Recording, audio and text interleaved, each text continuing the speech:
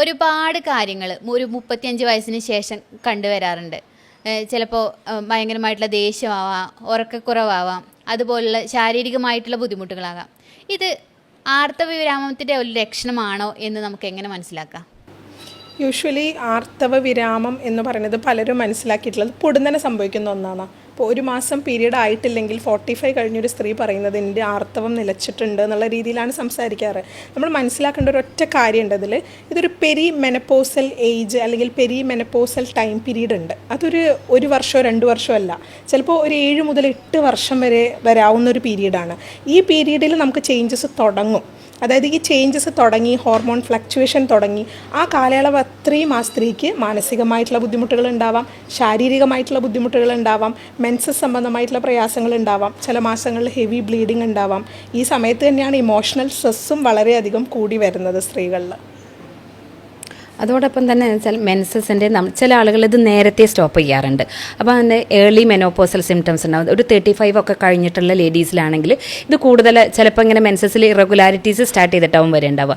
അപ്പോൾ നമ്മളതിന് പ്രത്യേക ഇൻവെസ്റ്റിഗേഷൻസ് ഒക്കെ നോക്കിയിട്ട് അതിന് ഫൈബ്രോയിഡ്സോ അങ്ങനെ എന്തെങ്കിലും റീസൺസ് കാരണമാണോ അല്ലെങ്കിൽ ഈ ഹോർമോൺ റെഡ്യൂസ് ചെയ്ത് വരുന്നത് കൊണ്ടാണോ എന്നുള്ളത് പ്രത്യേകം നോട്ട് ചെയ്യേണ്ടതാണ്. ചില ആളുകൾ നേരത്തെ നിൽക്കാം, കാരണം ഫാമിലി ഹിസ്റ്ററി ഒക്കെ നേരത്തെ നിന്നിട്ടുള്ളൊരു വ്യക്തികളാണെങ്കിൽ അവരിത് നേരത്തെ നിൽക്കാനുള്ളൊരു പോസിബിലിറ്റീസ് ഉണ്ട്. അപ്പം അപ്പോൾ ഒരു 35 കഴിഞ്ഞാൽ തന്നെ ഇതിൽ ഒരു ചേഞ്ചസ് നന്നായിട്ടുണ്ടാവാറുണ്ട്. ഇനി ഒരു 40 വയസ്സൊക്കെ കഴിഞ്ഞിട്ടാണ് ഇപ്പോൾ ഡോക്ടർ പറഞ്ഞ പോലെ ഒരു 1 ഇയറിനുള്ളിൽ ഒട്ടും മെൻസസ് ആവാത്തൊരവസ്ഥ, അല്ലെങ്കിൽ ഒരുപാട് ഹെവി ബ്ലീഡിങ് ഉണ്ടാവുക, അല്ലെങ്കിൽ ബ്ലീഡിങ്ങിൽ തന്നെ ചിലപ്പോൾ ഒരു 3-4 മാസമൊക്കെ മെൻസസ് ആവും, പിന്നെ പെട്ടെന്ന് ചില മാസങ്ങളിൽ ഒട്ടും ഇല്ലാത്തൊരവസ്ഥ, അങ്ങനെയൊക്കെ വരാറുണ്ട്. മെൻസസിൽ നല്ല ഇറഗുലാരിറ്റീസ് കാണാറുണ്ട് ഇതിൽ. യൂഷ്വലി ഇതിൻ്റെ സിംറ്റംസ് ജനറലി ഇങ്ങനെയാണ് വരിക. അപ്പം ബ്ലീഡിങ് ഇറഗുലാരിറ്റി ആണ് ഇനിഷ്യലി പേഷ്യൻ്റ് നോട്ടീസ് ചെയ്യുന്ന സിംറ്റം. പക്ഷേ വീടുകളിൽ നമ്മൾ നോക്കുമ്പോൾ കുട്ടികളായിട്ട് ഏറ്റവും കൂടുതൽ അമ്മമാർ തല്ല് പിടിക്കുന്ന ഒരു പീരീഡ് ഇതാണ് ടീനേജ് മക്കള്. കാരണം വെച്ചാൽ മക്കള് ഒരു ടീനേജിന്റെ ഹോർമോൺസിന്റെ ഒരു ലെവലിലും അമ്മമാർ ഈ മെനോപോസലിന്റെ ഒരു ഹോർമോൺ ഇംബാലൻസിലും. അത് പലരും അത് മനസ്സിലാക്കൂല ആ ടൈമിൽ. കുട്ടികൾക്ക് എന്തായാലും അത് മനസ്സിലാക്കാൻ കഴിയില്ല. അവരും ആ ഒരു ഹോർമോണൽ ചേഞ്ചിലൂടെ കടന്നു പോവാണ്. ആ ടൈമിൽ ചെറിയ ചെറിയ കാര്യങ്ങൾ മാത്രം സ്ത്രീകൾ ഇറിറ്റേറ്റ് ചെയ്യും. ഇപ്പം നിങ്ങൾ പണ്ട് ചെയ്തിരുന്ന തന്നെയായിരിക്കും, പക്ഷേ ആ ഒരു പീരീഡിൽ ചെയ്യുന്ന സമയത്ത് അവർക്ക് കൂടുതൽ ബുദ്ധിമുട്ടാണ്. ഇപ്പോൾ ഫാൻ ഓഫ് ചെയ്തില്ല, പണ്ട് ചിലപ്പോൾ നീ എന്താ ഫാൻ ഓഫ് ചെയ്യാത്തതെന്നായിരിക്കും ചോദിക്കുക, ഇത്തവണ അത് ഷൗട്ടിങ്ങിലേക്കും മാറും. അപ്പോൾ കുട്ടികൾ യൂഷ്വലി ഒരു പരാതി പറയാൻ അല്ലെങ്കിൽ പ്രശ്നം പരിഹരിക്കാൻ പോകുന്നത് അവരുടെ ഫാദറിൻ്റെ സൈഡിലായിരിക്കും.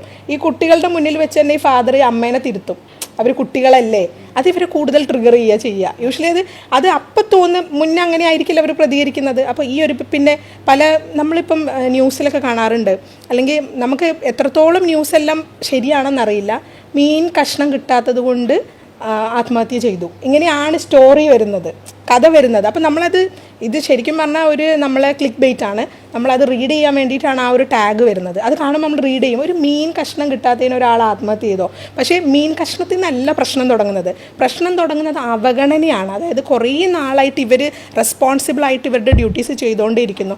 ഇത് റെക്കഗ്നൈസ് ചെയ്യുന്നില്ല, ഇത് അപ്രിഷിയേറ്റ് ചെയ്യുന്നില്ല. ഈ പ്രശ്നം എല്ലാം വർഷങ്ങളോളം ഉള്ളിൽ കൊണ്ട് നടന്ന് ഈ ഒരു പെരി മെനപ്പോസൽ പീരീഡിൽ ഹോർമോൺ ഫ്ലക്ച്വേഷൻ തുടങ്ങുമ്പോൾ ഇതെല്ലാം അങ്ങോട്ട് പുറത്തേക്ക് വരാൻ തുടങ്ങും, തികട്ടി വരാൻ തുടങ്ങും. യൂഷ്വലി അങ്ങനെയാണ് ഇഷ്യൂസ് സ്റ്റാർട്ട് ചെയ്യാറ്.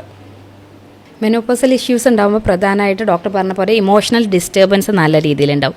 അതുപോലെ തന്നെ ശാരീരികമായിട്ടുള്ള ബുദ്ധിമുട്ടുകൾ ഒരുപാടുണ്ടാവും. കാരണം അവർക്ക് ഹോട്ട് ഫ്ലഷസ്, ചിലപ്പോൾ ചൂട് സഹിക്കാൻ പറ്റാത്തൊരവസ്ഥ, അല്ലെങ്കിൽ കൂടെ കിടക്കുമ്പോൾ ഹസ്ബൻഡ് തന്നെ പലപ്പോഴും നമ്മുടെ OPയിൽ ഹസ്ബൻഡ്സ് പറയാറുണ്ട്, അവൾക്ക് ഒന്ന് എട്ടിപ്പിടിക്കുന്നത് ഇഷ്ടമല്ല, അല്ലെങ്കിൽ ഒന്ന് കൂടെ കിടക്കുമ്പോൾ തന്നെ അവൾക്ക് ആകെ ഒരു ഇറിറ്റേഷനാണ്. കാരണം അവർക്ക് ഈ ശരീരത്തിൽ ഉണ്ടാവുന്ന ഈ ഹോർമോൺ ഇംബാലൻസ് മൂലമാണ് ഇത്തരത്തിലുണ്ടാവുക. അതെപ്പോഴും ഹസ്ബൻഡ്സാണ് മനസ്സിലാക്കേണ്ടത് പ്രധാനമായിട്ട്. ഈ ഒരു ഇഷ്യൂസൊക്കെ കാരണം അവർ ഇമോഷണലിയും പ്രശ്നം, ഫിസിക്കലി അവർക്ക് വരുന്ന ഇഷ്യൂസുകൾ, കാരണം ഹാർട്ട് അറ്റാക്ക് പോലെയുള്ള ബുദ്ധിമുട്ടുകളൊക്കെ ഈ മെനോപോസ് കഴിഞ്ഞിട്ടുള്ള സ്ത്രീകളിൽ വരാനുള്ള ചാൻസ് ഒരുപാട് കൂടുതലാണ്.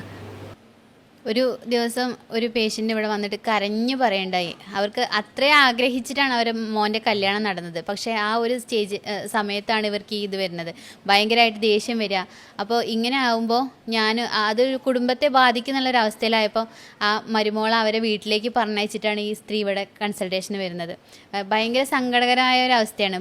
ആ സമയത്ത് തികച്ചും മനസ്സിലാക്കാത്തൊരു ചുറ്റുപാടും കൂടെയാണ് അവർക്ക് ചുറ്റുമുണ്ടെങ്കിൽ അവർ ഭയങ്കരമായിട്ട് തകർന്നു പോകുന്ന ഒരവസ്ഥ ഉണ്ടാവാറുണ്ട്. ഇത്തരത്തിൽ ഈ ഇമോഷണൽ ഡിസ്റ്റർബൻസ് വളരെ കൂടുതലായിട്ട് കഴിഞ്ഞിട്ടുണ്ടെങ്കിൽ അവർക്കൊരു ഡിപ്രഷൻ, ആങ്സൈറ്റി പോലെയുള്ളൊരു ബുദ്ധിമുട്ടിലേക്ക് എത്തും. ഡോക്ടർ നേരത്തെ പറഞ്ഞ പോലെ മത്സ്യത്തിൻ്റെ ഒരു കഷ്ണം കിട്ടാത്തത് കൊണ്ട് സൂയിസൈഡ് ചെയ്യുന്നുള്ളതല്ല, ആ ഒരു ഡിപ്രസീവ് സ്റ്റേറ്റിലേക്ക് ആളെത്തിയത് കൊണ്ടാണ് ഒരു സൂയിസൈഡ് അറ്റംപ്റ്റ് വന്നത്. അപ്പോൾ വീട്ടുകാരെപ്പോഴും കൃത്യമായിട്ട് ശ്രദ്ധിക്കുക. ഇങ്ങനെ ഒരു നിങ്ങളുടെ സഹോദരിയോ അല്ലെങ്കിൽ അമ്മയൊക്കെ ഇങ്ങനെ ഈ ഒരു കണ്ടീഷനിൽ പോവുകയാണെങ്കിൽ ഇത്തരത്തിലൊക്കെ മാനസിക ബുദ്ധിമുട്ട് അവർക്ക് ഉണ്ട് എന്ന് മനസ്സിലാക്കിയിട്ട് തന്നെ അവരെ ട്രീറ്റ് ചെയ്യേണ്ടതാണ്. എപ്പോഴും ഒരു ഇമോഷണൽ സപ്പോർട്ട്, അതൊരു ബാക്ക് ബോൺ സപ്പോർട്ട് ഒരു ഒന്നുകിൽ പാർട്ട്ണറുടെ അല്ലെങ്കിൽ മക്കളുടെ ഒക്കെ ഇവർക്ക് അത്യാവശ്യമാണ്. നമുക്കറിയാം നേരത്തെയൊക്കെ എന്താ വെച്ചാൽ ഏർലി ആയിട്ട് മാരേജ് കഴിഞ്ഞിരുന്ന സമയത്ത് പലപ്പോഴും അമ്മായിയമ്മ പോര് എന്ന നാട്ടിൽ പലപ്പോഴും പറയാറുണ്ട്. അതും ഇത് തന്നെ ഡോക്ടർ പറഞ്ഞ മാതിരി ഇന്ന് ടീനേജിൻ്റെ കണ്ടീഷൻ പറഞ്ഞ പോലെ തന്നെയാണ്. കാരണം അമ്മായിയമ്മമാർക്ക് അന്ന് ഒരു 40+ ഒക്കെ ഉണ്ടാവുള്ളൂ, നേരത്തെ മാരേജ് കഴിഞ്ഞതുകൊണ്ട് തന്നെ അവരുടെ കുട്ടികളും അത്രയും ഏജ് ഉണ്ടാവുള്ളൂ. അപ്പോൾ ആ വീട്ടിലുണ്ടാവുന്ന ഒരു കോൺഫ്ലിക്റ്റും ഒരു സംഭവമൊക്കെ ഇതുമൂലം തന്നെയായിരുന്നു ഉണ്ടായിരുന്നത്. പലപ്പോഴും ഇത് ഐഡൻറ്റിഫൈ ചെയ്യാതെ പോയതിനാലാണ് ഇത്തരത്തിൽ ഇഷ്യൂസൊക്കെ അന്ന് കൂടുതലായിട്ടുണ്ടായിരുന്നത്. ഇമോഷണൽ ഇൻസ്റ്റെബിലിറ്റി നമ്മൾ കാര്യമായിട്ട് പറയുമ്പോൾ സ്ത്രീകൾ പലരും OP വരുമ്പോൾ സ്ഥിരമായിട്ട് പറയുന്നൊരു പ്രശ്നമുണ്ട്. നമ്മളോട് സംസാരിച്ച് കുറച്ച് നേരം കഴിയുമ്പോഴേക്കും അവർ ഇമോഷണൽ ആവാൻ തുടങ്ങും, കണ്ണിൽ നിന്ന് വെള്ളം വരാൻ തുടങ്ങും. പക്ഷെ പണ്ട് ഭയങ്കര സ്ട്രോങ് ബോൾഡായിട്ടുള്ള ആളായിരിക്കും. ക്യാരക്ടർ അവർ വിവരിക്കുന്ന സമയത്ത് അവരിതൊന്നും പറയില്ല. പക്ഷേ നമ്മളായിട്ട് സംസാരിച്ച് തുടങ്ങുമ്പം ചെറിയതായിട്ട് വീപ്പിംഗ് തുടങ്ങും, സൗണ്ട് ഷിവർ ചെയ്യാൻ തുടങ്ങും. ഇതൊക്കെ നമ്മൾ നോട്ടീസ് ചെയ്യാറുണ്ട്. മാത്രമല്ല അവർ പറയും, പല ആൾക്കാരും പറയും തൊണ്ടയിലൊരു മുള്ള് കുത്തുന്നൊരു സെൻസേഷൻ ഉണ്ട്. പലർക്കും സങ്കടം വരുമ്പോൾ എവിടെ നിന്നാണ് സങ്കടം വരുന്നതെന്ന് അറിയില്ല. നമ്മുടെ മനസ്സ് എവിടെയാണെന്ന് ആർക്കും അറിയില്ല. ഹൃദയത്തിലാണെന്ന് പറയുന്നവരുണ്ട്, തലച്ചോറിലാണ് മനസ്സെന്ന് പറയുന്നവരുണ്ട്. പക്ഷേ പലർക്കും സങ്കടം വരുമ്പോൾ ചില ഭാഗത്ത് വേദന വരും. ശ്രദ്ധിച്ചാൽ ചിലർക്ക് തൊണ്ടയിലൊരു തരം കുത്തല്, കുടുങ്ങി കിടക്കുന്ന പോലെ, ചിലർക്ക് നെഞ്ചിന്ന് ഒരു കത്തൽ പോലെ, അങ്ങനെ പല സെൻസേഷൻ പലരും പറയാറുണ്ട്. അപ്പോൾ സ്ത്രീകൾ പൊതുവെ ഈ ഒരു ഏജിലെത്തുമ്പോൾ തൊണ്ടയിലൊരു മുള്ളുണ്ട്, അല്ലെങ്കിൽ ഒരു സോഫ്റ്റ് ബോൾ പോലെ, പഞ്ഞി പോലെ എന്തൊരു സാധനം ഡോക്ടർ ഇവിടെ കുടുങ്ങിയിട്ടുണ്ട്, തൈറോയ്ഡ് ആണോ എന്ന് ഇങ്ങോട്ട് ചോദിക്കും. ഇപ്പോൾ സൗണ്ട് ഞാൻ ചെക്ക് ചെയ്യുമ്പോൾ അത് തൈറോയ്ഡ് ഇഷ്യൂസ് അല്ല.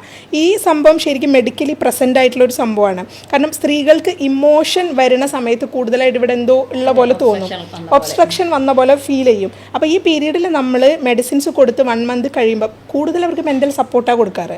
അതിൻ്റെ കൂടെ മെഡിസിൻസ് കൊടുത്ത് 1 മന്ത് കഴിയുമ്പോഴേക്കും കുറച്ച് ബെറ്റർ ആയ പോലെ അവർക്ക് തോന്നാറുണ്ട്. ഇത് എന്ന് പറയുമ്പോൾ നമുക്ക് ഫിസിക്കൽ സിംറ്റത്തിൻ്റെ കൂടെ ഒരു ഇമോഷണൽ ഇൻസ്റ്റെബിലിറ്റി അല്ലെങ്കിൽ ഇമോഷണൽ സിംറ്റം ഇതിലുണ്ട് എന്ന് എവിഡൻ്റ് ആവുന്ന ഒരു മേഖലയാണത്. പിന്നെ ഫിസിക്കലി ഇവർക്ക് എന്താ വെച്ചാൽ നല്ല രീതിയിൽ ക്ഷീണം ഉണ്ടാവും. കാരണം എന്താ വെച്ചാൽ ഈ ഈസ്ട്രോജൻ പ്രൊജസ്ട്രോണിൻ്റെ ഒക്കെ ഇംബാലൻസ് വരുന്നതുകൊണ്ട് തന്നെ ഫിസിക്കലി നല്ല വീക്ക്നെസ് ഫീൽ ചെയ്യും. പിന്നെ ജോയിൻ പെയിൻസ് ഒക്കെ സ്റ്റാർട്ട് ചെയ്യുന്ന ഒരു സമയമായിരിക്കും. ഓസ്റ്റിയോപൊറോട്ടിക് ചേഞ്ചസ് ഒക്കെ വരുന്നത് കാരണം തന്നെ കാലിലൊക്കെ പെയിൻ വരിക. കാരണം കൂടുതൽ നേരം അടുക്കളയിലൊക്കെ ജോലി ചെയ്യുമ്പോൾ ചിലപ്പോൾ പലപ്പോഴും ആളുകൾ പറയാറുണ്ട്, ഡോക്ടറെ ഒരു ജോലിയും ചെയ്യാൻ തോന്നാറില്ല, ഭയങ്കര ക്ഷീണമാണ്, അല്ലെങ്കിൽ രാത്രി കിടക്കാൻ പറ്റില്ല, അപ്പോൾ കാലുവേദനയാണ് എന്നുള്ളതൊക്കെ. ഈ ഓസ്റ്റിയോപൊറോട്ടിക് ചേഞ്ചസ് വരുന്നത് മൂലമാണ് ഇവരിൽ ഈ കാലുവേദനയൊക്കെ ഉണ്ടാവുക. അപ്പോൾ പ്രോപ്പർലി ഭക്ഷണ കാര്യത്തിൽ ഇവർ പ്രത്യേകം ശ്രദ്ധിക്കുക. കാരണം കൃത്യമായിട്ട് നല്ല പോഷകാഹാരങ്ങൾ കഴിക്കാൻ വേണ്ടി ശ്രദ്ധിക്കുക, കാൽസ്യം റിച്ച് ആയിട്ടുള്ള ഭക്ഷണങ്ങൾ കഴിക്കുക. വൈറ്റമിൻ ഡിൻ്റെ ഡെഫിഷ്യൻസി നല്ല രീതിയിൽ ഈ ഒരു കാലഘട്ടത്തിൽ ഉണ്ടാവാറുണ്ട്. അപ്പോൾ അതുകൊണ്ട് തന്നെ എന്തൊക്കെയാണ് നിങ്ങൾക്ക് ഡെഫിഷ്യൻസികൾ ഉള്ളത് എന്നുള്ള ബ്ലഡ് റുട്ടീൻസുകളൊക്കെ ചെയ്തിട്ട് നന്നായിട്ട് അവരെ പ്രോപ്പർ കെയർ ചെയ്യാനും കൂടെ പ്രത്യേകം നോക്കേണ്ടതാണ്. ജനറലി ഡെഫിഷ്യൻസീസ് വരുന്നൊരു കാലം ആണ്, ഏജ് ഗ്രൂപ്പാണ്, പ്രത്യേകിച്ച് കാൽഷ്യത്തിൻ്റെ. അതിപ്പം ഭക്ഷണം എന്ന് പറയുന്ന സ്ത്രീകൾ കഴിക്കാൻ പിന്നോട്ടായിരിക്കും. കാരണം ആരാണോ കുക്ക് ചെയ്യുന്നത് അവർ പൊതുവേ കഴിക്കാൻ ബാക്കോട്ടായിരിക്കും. ബാക്കിയുള്ളവർക്കൊക്കെ ഫീഡ് ചെയ്തിട്ട് ബാക്കി കഴിക്കുക, അല്ലെങ്കിൽ പിന്നെ ഏറ്റവും നല്ല സാധനങ്ങൾ സെർവ് ചെയ്തതിന് ശേഷം ബാക്കിയുള്ളത് മാത്രം കഴിക്കുക. പലപ്പോഴും ചോറ് മാത്രമായിരിക്കും കൂടുതൽ കഴിക്കുന്നത്. ഒന്നാമത് ഇത് എന്ന് പറയുമ്പോൾ നമുക്ക് ഈ സമയത്ത് മെറ്റബോളിസം ഒന്ന് കുറയുന്നുണ്ട്. അപ്പോൾ ഈ മെറ്റബോളിസം കുറയുന്നതിൻ്റെ ഭാഗമായിട്ട് തന്നെ നമ്മൾ കഴിക്കുന്ന എല്ലാ ഫുഡും നമുക്ക് എനർജി ആയിട്ട് കിട്ടണമെന്നില്ല. ഈ ടൈമിൽ ക്ഷീണം ഉണ്ടാവും. അപ്പോൾ ഈ എനർജിക്ക് പകരം ഇതെല്ലാം ഫാറ്റായിട്ട് അക്യുമുലേറ്റ് ചെയ്യുക. അപ്പോൾ പൊതുവേ സ്ത്രീകൾ പറയുന്നത്, ഞാൻ പെട്ടെന്നാണ് വെയിറ്റ് ഡോക്ടർ ഇങ്ങനെ 5 കിലോ കൂടിയത് കഴിഞ്ഞ 2 മാസം കൊണ്ടാണ്. ഇത് ഡോക്ടർ പറഞ്ഞപ്പോഴാണ് ഒരു OP-യിൽ വന്ന ഒരു ഹസ്ബൻഡ് പറയണ്ടേ, ഡോക്ടർ അവൾ ഒട്ടും ഭക്ഷണം കഴിക്കില്ല, പക്ഷേ ഇപ്പോഴും നല്ലോണം വെയിറ്റ് കൂടി വരികയാണെന്ന്. അത് പ്രധാനമായിട്ട് എന്താ വെച്ചാൽ ഈ മെനോപോസൽ ഏജിൽ മെറ്റബോളിസം കുറവായിരിക്കും. അപ്പോൾ അവർ മുന്നേ കഴിച്ചിരുന്ന ഭക്ഷണം എത്രയാണോ ആ എമൗണ്ട് കഴിക്കുകയാണെങ്കിലും അവർ നന്നായിട്ട് ബൾക്കിയായിട്ട് വരാനുള്ള ചാൻസ് കൂടുതലാണ്. അതുപോലെ തന്നെ അവർക്ക് എന്താ വെച്ചാൽ ഇൻസുലിൻസിൻ്റെ ഒക്കെ ബുദ്ധിമുട്ടുകൾ, ഫ്ലക്ച്വേഷൻസ് ഉള്ള ഒരു കാലഘട്ടമാണ്. അപ്പോൾ അതുകൊണ്ട് തന്നെ ഫാമിലി ഹിസ്റ്ററി ഒക്കെ ഉള്ള വ്യക്തികളാണ് അവർക്ക് പ്രമേഹമൊക്കെ വരാനുള്ള പോസിബിലിറ്റി വളരെ കൂടുതലാണ്. മറ്റൊന്ന് ഏറ്റവും ഇമ്പോർട്ടൻ്റ് ആണ് ഉറക്കം കിട്ടാത്തൊരവസ്ഥ. പലപ്പോഴും അവർ പറയാറ് എന്താ വെച്ചാൽ, ഡോക്ടറെ രാത്രിയിൽ ഈ പണികളൊക്കെ കഴിഞ്ഞാലും ചില ഉറങ്ങാനേ സാധ്യമാവാറില്ല. ഉറക്കം കിട്ടാതെ തിരിഞ്ഞു മറിഞ്ഞ് കിടന്നിട്ട് ഒരു ഫ്രഷ് ആവാത്തൊരവസ്ഥ. അതും ഈ ഹോർമോൺസിൻ്റെ ഒരു പ്രധാന ഘടകമാണ്. കാരണം ഹോർമോൺ ഇംബാലൻസ് വരുന്നതാണ്. അതിനൊക്കെ നമുക്ക് റിക്കവർ ചെയ്യാൻ പറ്റും. നിങ്ങളൊരു റെഗുലറായിട്ട് എക്സസൈസ് ചെയ്യുക, അതുപോലെ യോഗ, മെഡിറ്റേഷൻ പോലെയൊക്കെ പ്രാക്ടീസ് ചെയ്യുക, കൃത്യമായിട്ട് വെള്ളം കുടിക്കുക, നമ്മുടെ ശരീരം പ്രോപ്പർലി ഹൈഡ്രേറ്റഡ് ആവാൻ വേണ്ടിയിട്ട് ശ്രദ്ധിക്കുക. മറ്റൊന്ന് ഡോക്ടർ പറഞ്ഞ പോലെ തന്നെ നല്ല ന്യൂട്രീഷ്യസ് ആയിട്ടുള്ള ഭക്ഷണ സാധനങ്ങൾ, നട്ട്സുകളൊക്കെ അടങ്ങിയിട്ടുള്ളത്, കാൽസ്യം റിച്ച് ആയിട്ടുള്ള ഭക്ഷണങ്ങൾ എന്നിവയൊക്കെ ഭക്ഷണത്തിൽ ഉൾപ്പെടുത്താനും ശ്രദ്ധിക്കുക.